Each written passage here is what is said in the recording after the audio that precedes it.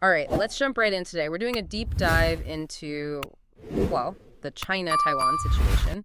And to help make sense of it all, we've got an expert here with us. So we've got a pretty intense news piece from the Sarajevo Times. And of course, everyone on Reddit's, got an opinion as always.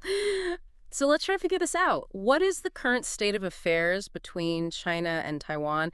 And what are people making of all these statements from Xi Jinping? Well, it's pretty remarkable. I mean, Xi Jinping comes out, New Year's address, That's right? good. And says flat out, no one can stop China's reunification with Taiwan. Pretty bold statement, and especially with all the military stuff we've seen from Beijing over the last year. Yeah, reunification. That's a loaded term if there ever was one. I know this goes way back, but maybe just a quick reminder for folks why China considers Taiwan their territory. Right? It's not a simple thing, no. You got to go back to the Chinese Civil War, back in the 1940s. Communists win, nationalists, they flee to Taiwan, set up shop there. And ever since then, mainland China, they've seen Taiwan as this, well, breakaway province, one that needs to be brought back. Meanwhile, Taiwan, they're doing their own thing, develop their own democracy and everything. Yeah, and they've made it pretty clear that they don't really see it as a reunification, right? Taiwan's stance is that the people should decide their own future. Exactly. You hit the nail on the head. So you've got this, fundamental disagreement just at the core of everything. It's not just a piece of land, right? It's about, self-determination. It's about how each side views its own, legitimacy. And that makes Xi Jinping's statement even more, well, concerning, especially with all the military displays, the ships and planes near Taiwan all year. It just feels like more than just talk. Yeah. I mean, if you're sitting in Taiwan, you definitely feel that. Their officials, they see these actions as China just, getting comfortable, trying to make it normal, having this military presence all around, basically making the threat of force just a constant reality. And then, to throw even more fuel on the fire, you've got Taiwan electing a new president in May, Lai Yin. Beijing wastes no time, slaps the label separatist on him right away. Not exactly a friendly gesture, is it? No, not at all. It's a very calculated term, right? Separatist shows how they're looking at him as this huge threat. And for Taiwan, I mean, he's just representing what the people want. Recipe for disaster. Maybe that's why the Reddit thread on this article is blowing up. Everyone's trying to figure this out. It's fascinating, isn't it? How social media becomes this outlet, this reflection of what people are feeling, their worries, hopes, doubts, all out in the open. And there's definitely a lot of doubt about Xi Jinping's statements. Oh, yeah. Lots of comments saying China's been talking this way for years, decades even, but they never actually do anything. So is it possible that this is all just an empty threat? I mean, it's certainly possible. Right. China, they've got a long history of using strong language, strong tactics. It could be they're just trying to, throw their weight around, assert dominance without actually going to war, at least not yet. But then you have to consider the other side of that coin, too. Okay. The flip side being... Well, some people on Reddit, they were drawing comparisons to, what happened with Russia and Ukraine, saying maybe this is actually emboldening China. They're thinking, maybe powerful countries can get away with this kind of thing now. I mean, that's a terrifying thought. But then some were saying the opposite. China's looking at how badly it's gone for Russia, the economic mess, all the backlash. Maybe that's making them think twice. I mean, it's been a disaster for Russia. Absolutely. It highlights the dilemma, right? Because for China, invading Taiwan, it's not a guaranteed win. Not at all. It's a huge gamble, one with potentially catastrophic consequences for them, for the whole world, really. So many factors to consider, and some Redditors, they were even questioning whether China can even pull it off, talking about logistics, Taiwan's defenses, and then, of course, the possibility of the U.S. stepping in. And that's the thing, right? It's not just about China and Taiwan. If something happens in the Taiwan Strait, it's not staying contained. U.S., Japan, possibly others, they're all invested in that area. We're talking a massive web of alliances, rivalries. The whole thing could spiral out of control. And then there's the economic fallout, which a lot of people on Reddit brought up. I mean, Taiwan's a major player when it comes to those semiconductors, the things that are in basically everything these days. The microchips, yeah. And Taiwan, they're the dominant force in that industry. Any disruption there, that's a shockwave through the entire global economy. Yeah. And not the good kind. It adds this whole other layer of, risk and complexity to the whole situation. And then, beyond the economic stuff, you have the human cost, right? Some of the comments, really tough to read. People talking about the potential for violence, people being displaced, just the fear of losing their way of life. It's a lot to carry. Rightfully so. Yeah. Because at the end of the day, it's not just about politics, It's about the people who live there. Mm. Their lives would be completely upended by any kind of conflict, no matter who wins in the end. It's easy to get caught up in the strategy and all that, but yeah, real people are living with this threat every day. So where do we go from here? We've got Xi Jinping's statement, all the history, the military stuff, a nervous world watching. It's a lot. Yeah, and that's what you're seeing in that Reddit thread too, right? Mhm. This is a complex problem with no easy answers. And that's what we'll dive into next. Looking at the potential scenarios, trying to make sense of what might happen next and what might trigger China's next move. So when you're trying to wrap your head around this whole thing, it can help to think about it like a game of chess. You know, powerful players, each with their own pieces, their own strategies, strengths and weaknesses. And in this game, the stakes, they're incredibly high. I like that. A geopolitical chessboard. So who are the main players here and what moves are they making? Well, obviously, front and center, you have China and Taiwan. But then looming in the background, you have these major powers, right? The United States, Japan, even Russia. Each one trying to anticipate the other's moves, figure out the risks, and ultimately protect their own interests. And some of those interests, they align, but others clash. It's a real tangled web, isn't it? It is, yeah. Take the U.S., for example. They've got a big interest in keeping things peaceful, stable in that region. Taiwan's a democratic ally, a vital part of the global economy.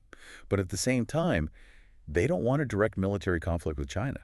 The consequences of that, I mean, that's a nightmare scenario for everyone. So they're walking this tightrope, right? Supporting Taiwan, but not wanting to provoke China too much. Exactly. Then you've got Japan, geographically much closer to Taiwan, and they have their own, shall we say, complicated history with China. They're definitely worried about all this Chinese military activity so close to their own shores. And they've been, stepping up their own defenses. And what about Russia? They seem to be getting closer and closer to China these days. Yeah, that relationship has definitely been warming up, partly because they both see the U.S. as a rival. But it's not a straightforward alliance either. Russia has its own agenda. It's tough to say how far they'd actually go to back China up in a conflict over Taiwan. Would they risk getting dragged into a war that doesn't directly benefit them? So we've got all these players, all with their own motivations, their own calculations. Makes it pretty hard to predict what'll happen next. But let's try to game this out a bit. What are some possible scenarios we could see play out in the next few years? One possibility, and this is probably the most likely in the short term, is that things basically stay as they are. Kind of a continuation of the status quo. China keeps up the tough talk, the military exercises, but they don't actually invade. Taiwan keeps its independence in practice, but under this constant pressure from Beijing. Kind of a stalemate. But that sounds, well, tense. Not really sustainable in the long run, is it? You're right, it's not. It likely leads to this continuous arms race in the region, with everyone building up their militaries, which just increases the risk of some accident, some miscalculation that spirals out of control. Okay, so not exactly a peaceful picture. What are some other possibilities? Another scenario is that China decides to, turn up the heat a bit. Not a full-scale invasion, but maybe a blockade, try to disrupt trade, or maybe some limited military strikes targeting infrastructure, key facilities. That seems incredibly risky. Wouldn't that practically guarantee a wider conflict? Yeah. Especially if the U.S. gets involved? It would, yeah. But from China's perspective, they might see it as a way to weaken Taiwan, force them to negotiate without risking an all-out war. It's a high-stakes gamble, no doubt, could pay off big time, or it could backfire spectacularly. High risk, high reward, high chance of things going very, very wrong. And I guess we have to talk about the worst case scenario. A full-blown Chinese invasion of Taiwan. Yeah, we do. Nobody wants to see that happen, but it's something we have to consider. What would it look like? What would the consequences be? Tough questions. The Reddit thread, people were really going back and forth about how the U.S. would react to an invasion. Some were adamant that the U.S. would have to defend Taiwan. Others weren't so sure, saying it would depend on who's in charge, the political climate at the time. And that's the danger of this, strategic ambiguity the U.S. has going on. It's meant to deter China, but without making any ironclad promises. The problem is it creates uncertainty, which can be both a deterrent and a potential trigger for conflict.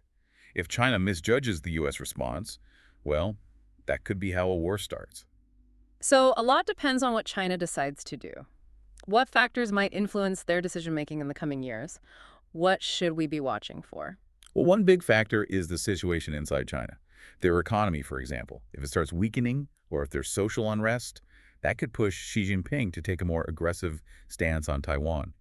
It's an old tactic, really. When things are bad at home, you create an external enemy to rally people around, distract them from their problems. So keep an eye on China's internal stability. What else? Technology is a big one. China's been modernizing their military like crazy, especially their Navy and Air Force. Mhm. As they catch up to the U.S. technologically, they might feel more confident about taking on Taiwan, even if it means going up against the U.S. So the pace of China's military modernization, that's a key indicator. Anything else? The global situation, Hmm. the international environment. If the U.S. is busy with other crises or if there are cracks in the Western alliance, China might see that as an opportunity. They're always looking for any sign of weakness, any disunity they can exploit. So it's all about the balance of power globally. Any shift in that balance could embolden China. Exactly. And then there's the wild card, right? Human psychology. Leaders can be irrational, they can miscalculate risks, or they could just be driven by personal ambition, ideology.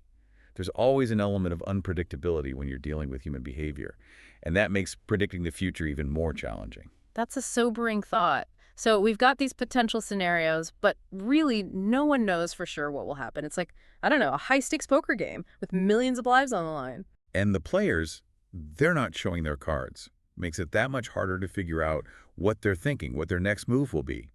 But by looking at the history, understanding who the key players are, what the potential triggers are, we can at least start to make some sense of it all. You know, we've talked about all the geopolitics, the military stuff, the economic risks. But I keep thinking about those Reddit comments. It wasn't just abstract analysis, it was real people expressing real fears. Yeah, it's easy to get lost in the big picture, the chessboard analogy and all that. But we got to remember those pieces on the board represent millions of lives, real people. Right, and for the people of Taiwan, this isn't some theoretical debate, right? This is their life, living with this constant threat of conflict, the possibility that everything could change in an instant. Absolutely. Imagine that weight, that uncertainty. It's a burden no one should have to carry. And it really underscores why finding a peaceful solution is so important. It's not just about avoiding war, it's about creating a future where the people of Taiwan can just live their lives in peace, in safety. So how do we even begin to move towards that? I mean, we talked about the challenges of dialogue, the lack of trust. It seems almost impossible. It's tough, no doubt. But even in those Reddit comments, amidst all the anxiety, there were glimmers of hope. People were trying to find ways to de-escalate, looking for common ground. That's got to count for something. What kind of ideas were they talking about? Well, a lot of discussion about, the need for stronger international pressure on China, making it clear that any aggression against Taiwan would have serious consequences. Some were even suggesting like a global summit focused solely on finding a peaceful resolution.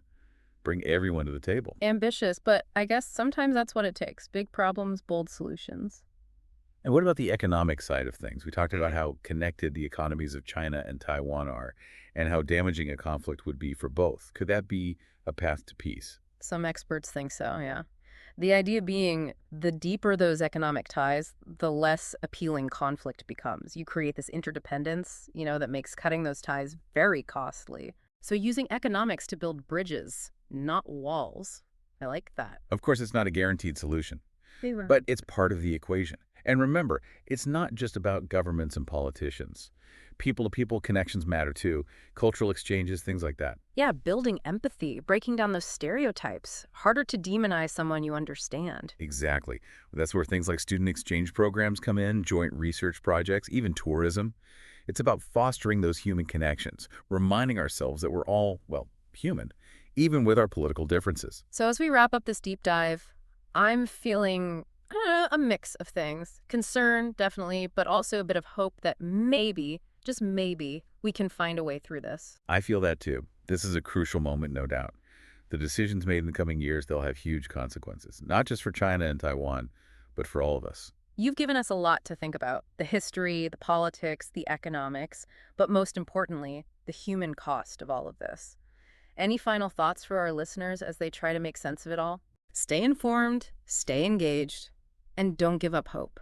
The path to peace, it's rarely easy, but it's always worth fighting for. Well said. And for our listeners, we hope this deep dive has given you a better understanding of this incredibly complex situation, the relationship between China and Taiwan, the challenges ahead. This is a story that's still being written, and we encourage you to keep learning, keep engaging. Thanks for joining us.